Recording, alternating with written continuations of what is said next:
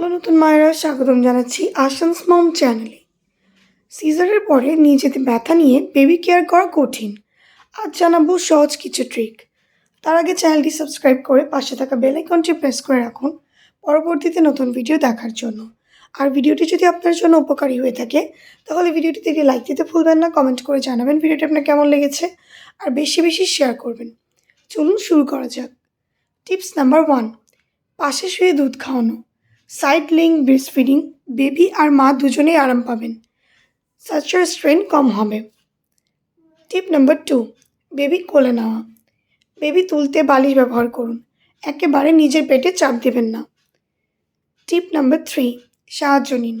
পরিবার বা পার্টনারের সাহায্য নিন, একা সব করার চেষ্টা করবেন না। টিপ নাম্বার 4, শারীরিক বিশ্রাম। নিজেকে আগে প্রায়োরিটি দিন, আরাম না হলে বেবির যত্ন ঠিক হবে না। টিপ number 5, safety precautions. Baby changing bathing সবসময় সিটিং পজিশনে করুন, সেফটি মেনে চলুন। সিজার মায়েরা ব্যথা মানে দুর্বল না, সাবধানতা এবং সঠিক টেকনিক মানে আপনি সুস্থ থাকবেন। ভিডিওটি শেয়ার করুন এবং কমেন্টে জানান আপনি কোন টিপ আগে ট্রাই করবেন। আজকে এই পর্যন্তই, ধন্যবাদ।